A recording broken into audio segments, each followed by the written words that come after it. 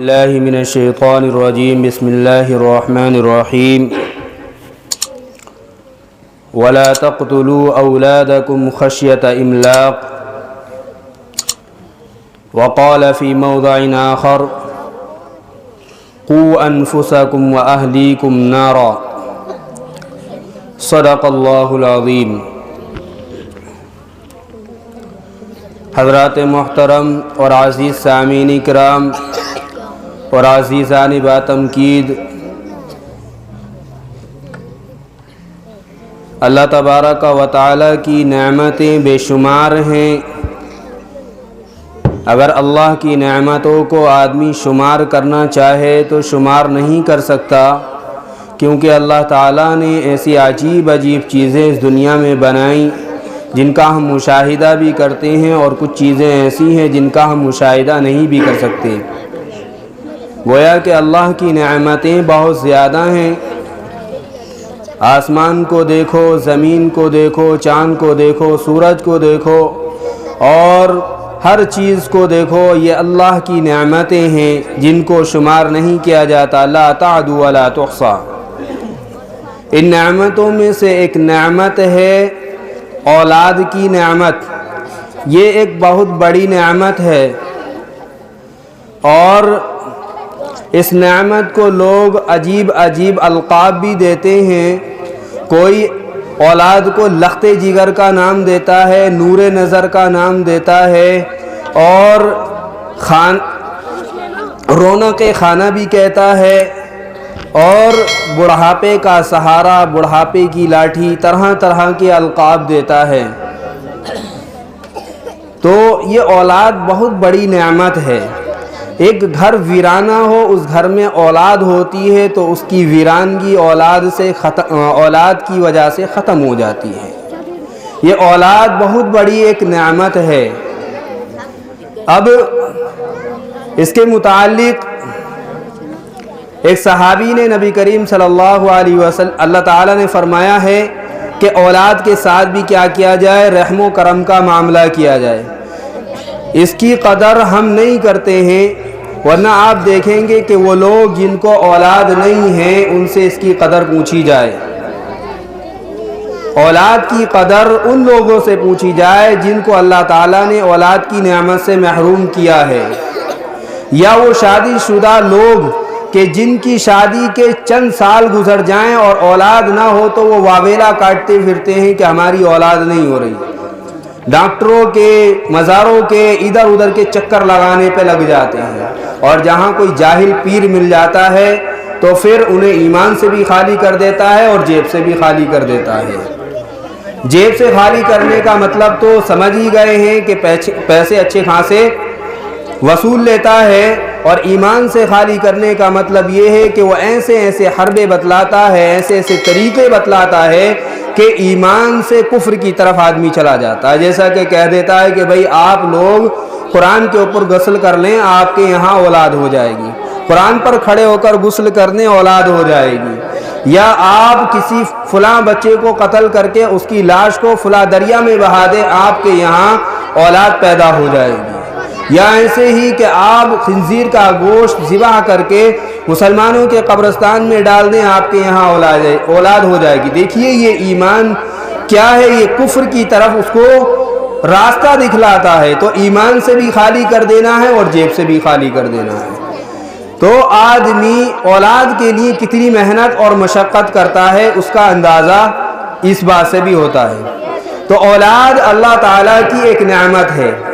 اب اس نعمت کے لیے ضروری ہے کہ ہم اس سے محبت کریں، اس کی فکر کریں، اس کی تربیت کریں، اور اس کے لیے اچھی تعلیم کی فکر کریں، اور اس کے لیے آنے والے مستقبل کے لیے کیا ہے اچھائی سوچیں اور اس کے بارے میں فکر مند ہوں. لیکن دیکھنے میں محسوس یہ ہوتا ہے کہ گاؤں کے لوگوں میں جو بچے ہیں ان بچوں کے ماں باپ بھی یہاں تک نہیں آئے ہیں. یہ افسوس کی بات ہے کہ یہاں آ کر دیکھنا چاہیے کہ ہم اپنے بچوں کو دیکھیں تاکہ ہمارے بچوں کی حوصلہ افزائی ہمارے سامنے ہو اور ہم اس چیز کو اپنی آنکھوں سے دیکھیں. لیکن نہیں، بچے آ گئے لیکن اولاد کے دل، ماں باپ کے دل میں اپنے اولاد کے لیے وہ رحم، وہ شفقت اور وہ محبت نہیں ہے. ایک مرتبہ نبی کریم صلی اللہ علیہ وسلم، حضرت ابو ہریرہ کی روایت ہے کہ نبی کریم صلی اللہ علیہ وسلم حسن بن علی رضی اللہ تعالیٰ عنہ کو اپنی گود میں کھلا رہے تھے۔ کبھی کبھی نبی کریم صلی اللہ علیہ وسلم اپنے کاندھوں پر بٹھلا کر اور ان کے ساتھ گھڑ سواری کیا کرتے تھے، گویا کہ خود گھوڑا بن جاتے تھے اور ان کو کیا ہے اپنے اوپر سوار کر لیا کرتے تھے۔ تو ایک صحابی نے دیکھا، اے اللہ کے رسول، آپ یہ کام بچوں کو، گویا کہ وہ اس کو ایک عجیب سا محسوس کر رہے تھے کہ بچوں کے ساتھ رحم و شفقت کا معاملہ نہ ہو۔ تو نبی کریم صلی اللہ علیہ وسلم نے فرمایا، من لم یرحم لا یرحم، جو شخص بچوں پر جو رحم نہیں کرتا اس پر رحم نہیں کیا جاتا۔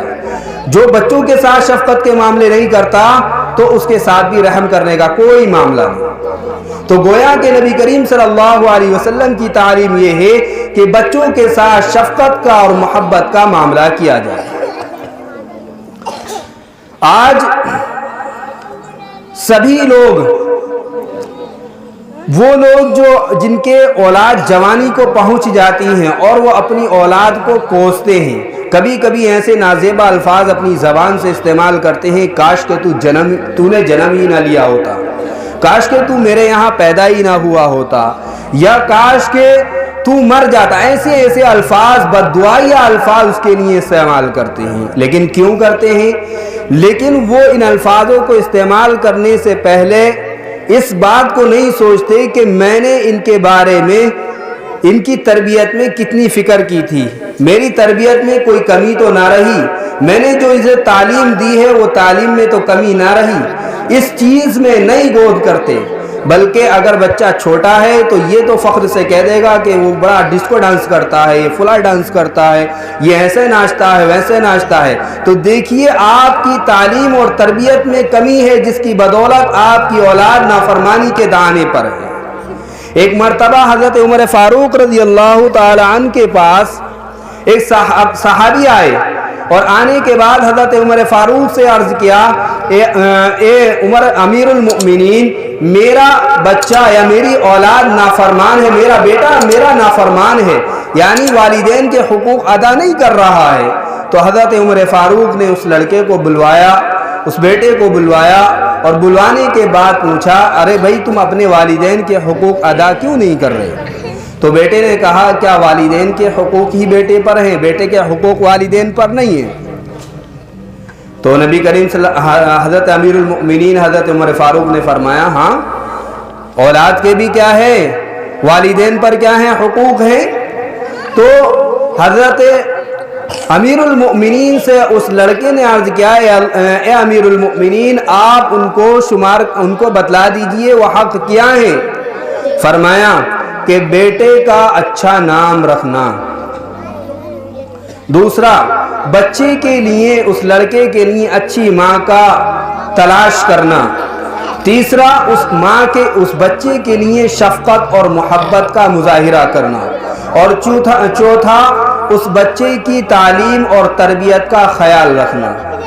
حضرت عمر فاروق نے یہ 4-5 شمار کروائے جو والدین کے حق تھے ان کی اولاد پر۔ ارے بھائی شور کیسا کر رہے بھائی؟ یہ 4-5 جو حق تھے حضرت امیر المؤمنین نے شمار کرائے، اور پھر اس سے لڑکے نے کہا کہ آپ مجھ سے پوچھیں کہ میرے والدین نے اس میں سے ایک بھی حق میرا ادا نہیں کیا۔ فرمایا پہلا حق کہ میرا نام اچھا نہیں رکھا، میرا نام جعل رکھا، جعل کے معنی سیاہ فام، کالا کا لوٹا، گویا کہ میرا نام اچھا نہیں رکھا۔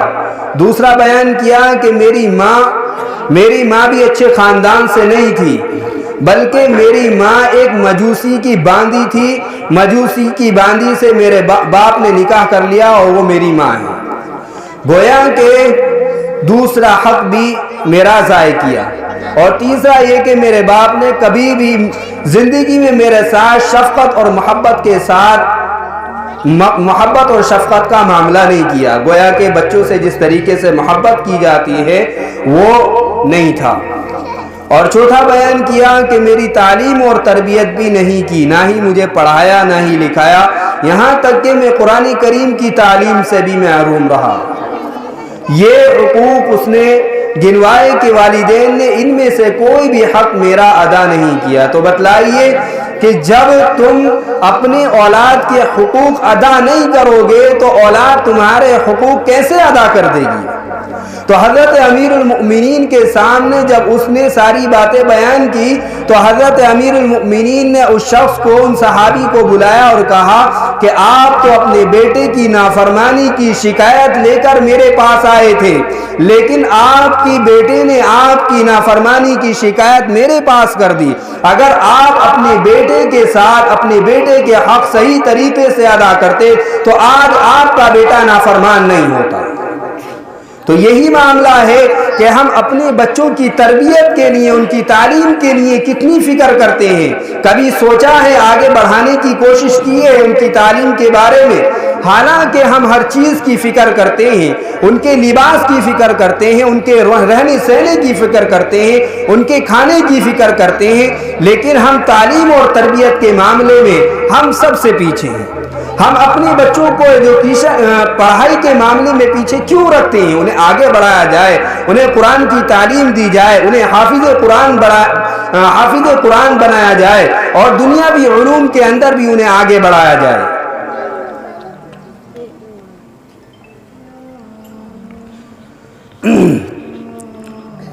حضرت فرید الدین گنج شکر رحمت اللہ علیہ کے بارے میں ان کی تربیت کس طریقے سے ہوئی ہے آپ بخوبی جانتے ہیں، واقعہ بھی معلوم ہے کہ ان کی تربیت کے لیے ان کی والدہ نے کس طریقے سے ان کو کیا ہے چلایا ہے کہ بچپن میں ان کی نماز کی عادت ڈلوانے کے لیے ایسا طریقہ اپنایا کہ بچہ نمازی بن جائے، بچہ نمازی بن جائے۔ کہ حضرت بابا فرید الدین گنج شکر رحمت اللہ علیہ چھوٹے سے ہیں، ماں کیا کرتی ہے ان کے مصلے کے نیچے شکر کی پڑیا رکھ دیتی ہے، ان کو شکر کا شوق تھا، اور جب مصلے سے نماز پڑھی اور نیچے دیکھا تو مصلے کے نیچے کیا ہے شکر رکھی ہے اور خوش ہو جاتے تھے۔ یہ معاملہ بدستور برقرار رہا، لیکن ایک مرتبہ ایسا ہوا کہ ماں چلی گئی اور وقت پر نہیں پہنچ پائی، گھبرا کر دوسرے کے یہاں سے بھاگی چلی آئیں، کہیں ایسا نہ ہو کہ میرا راز فاش ہو جائے۔ میں نے اپنے بیٹے کے سامنے ہمیشہ اس راز کو راز رکھا ہے اور میرا بیٹا کیا ہے نماز کا عادی ہو جائے، اس لیے میں نے یہ طریقہ اپنایا ہے۔ تو جب آ کر دیکھا تو اس مصلے کے نیچے کیا ہے شکر بدستور رکھی ہوئی تھی، گویا کہ اللہ تعالیٰ نے اس راز کو کیا ہے فاش نہیں ہونے دیا تاکہ کیا ہو ایک ماں اپنی اولاد کی اچھے طریقے سے تربیت کر لے۔ تو یہ طریقہ ہے اولاد کی تربیت کو کیا ہے بحال کرنے، اولاد کی تربیت کرنے کا۔ حضرت تستری رحمت اللہ علیہ کے بارے میں آتا ہے، وہ بیان کرتے ہیں کہ میں جو اس مقام پر پہنچا میرا اس میں کوئی کمال نہیں ہے، میرے ماموں تھے، جب میں انہیں تہجد میں نماز پڑھتا ہوا دیکھتا تھا تو میں بھی ان سے اصرار کرتا کہ میں بھی آپ کے ساتھ نماز پڑھ لوں یا میں یہ کر لوں، تو انہوں نے فرمایا کہ چند الفاظ ہیں تم ان پر عمل کر لو۔ ایک الفاظ تھا ان اللہ معی، اور اللہ ناظر الی وشاہد الی اللہ، اللہ میرے ساتھ ہے، ایک کا ترجمہ یہ ہے، اور اللہ مجھے دیکھ رہا ہے، اور اللہ کیا ہے میرے اوپر گواہ ہے۔ گویا کہ یہ تین الفاظ تھے اور فرمایا کہ ان کو کیا ہے اپنا معمول بنا لو، اور میں ان کو رٹتا رہا اور ایسا کہ مجھے ہمیشہ یہی الفاظ میری زبان سے نکلتے تھے، اور ایک سمے کے بعد میرے ماموں نے کہا کہ وہ الفاظ آپ کی زبان پر بدستور ہیں۔ میں نے کہا ہاں میری زبان پر وہ الفاظ بدستور ہیں اور میں ان کو پڑھتا بھی ہوں۔ فرمایا کہ جب تم یہ کہتے ہو کہ اللہ میرے ساتھ ہے، اللہ کیا ہے مجھے دیکھ رہا ہے اور اللہ مجھ پر گواہ ہے، اللہ سب کچھ دیکھ رہا ہے، تو پھر تم گناہ کیوں کر رہے ہو؟ گویا کہ جب اللہ تمہارے ساتھ ہے تو تم اللہ کو ساتھ رکھ کر گناہ کر رہے ہو، تو گناہ سے باز آ جاؤ، گناہ کو چھوڑ دو، معصیت کو چھوڑ دو۔ تو دیکھیے اس الفاظ کو سن کر حضرت تستری رحمت اللہ علیہ فرماتی کہ میں نے تنہائی اختیار کر لی، اکیلا رہنے لگا، کسی کو ساتھ بھی نہیں رکھتا تھا کہ تاکہ میں گناہوں میں ملوث نہ ہو جاؤں۔ تو یہ طریقہ تھا، اپنے آپ کو اپنی اولاد کے بارے میں فکر کریں. قرآن کریم کی آیت ہے قُوْ أَنفُسَكُمْ وَأَهْلِيكُمْ نَارًا. تم اپنے آپ کو تو بچاؤ آگ سے، لیکن اس کے ساتھ اپنے گھر والوں کو، اپنے بچوں کو اور اپنی اہلیہ کو، سب کو کیا ہے جہنم کی آگ سے بچاؤ. آپ نے واقعہ بھی سنا ہوگا کہ ایک شخص اگر بچوں کی اچھی تربیت نہ کی جائے تو وہ ڈکیت، چور اور بڑا بدماش بھی بن جاتا ہے. وہ اس نتیجے پر پہنچ جاتا ہے کہ بہت بڑا نافرمان بنتا ہے. وہ واقعہ میں آپ کے سامنے بیان کرتا ہوں کہ ایک شخص کو جب پھانسی دی جا رہی تھی تو اس نے کہا کہ ججوں نے کہ بھائی کوئی فرمائش تو نہیں ہے. تو اس نے کہا فرمائش یہ ہے کہ پہلے میری ماں کو میرے پاس لایا جائے. تو جب ماں کو اس کے پاس لے کر آئے تو اس نے ماں سے کہا کہ کان قریب لائیں. ماں جب کان قریب لائی تو ماں کے کان پر اس نے کیا ہے اپنے دانت گڑا دی، گویا کہ اس کے کانوں کو کاٹ لیا. اور پھر کہا کہ اگر میری ماں اس وقت جب میں کوئی برے کام کرتا تھا اگر ان کانوں سے سن کر روک لیتی تو آج میں اس نوعیت پر پہنچا ہوں، آج جو اس میں پھانسی کے پھندے پر کھڑا ہوں یا نہ ہوتا. تو اس میں کمی میری ماں کی تھی. اگر میری ماں اس وقت میری اچھی تربیت کر دی تو میں اس مقام پر نہیں ہوتا. تو دوستو ہمیں بھی سوچنا ہے کہ ہم اپنی اولاد کی اچھی تربیت کریں، ان کے بارے میں سوچیں اور فکر کریں کہ انہیں کس طریقے سے آگے بڑھانا ہے. تعلیم کے اعتبار سے، تربیت کے اعتبار سے ان کو آگے بڑھانا ہے. ایک بات یہ بھی ہے کہ کچھ چیزیں ایسی ہیں کہ جن کو اپنی اولاد کے لیے خود بھی چھوڑنا پڑتا ہے.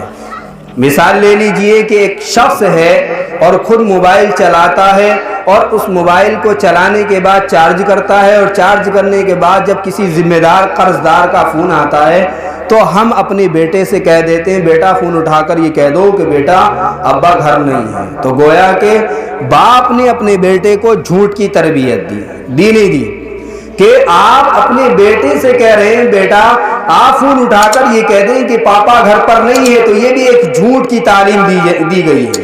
یا اسی طریقے سے دروازے پر کوئی ویسے ہی آ گیا اور آنے کے بعد اس نے آواز دی کہ فلاں شخص کوئی ہے یا گھر میں نہیں ہے.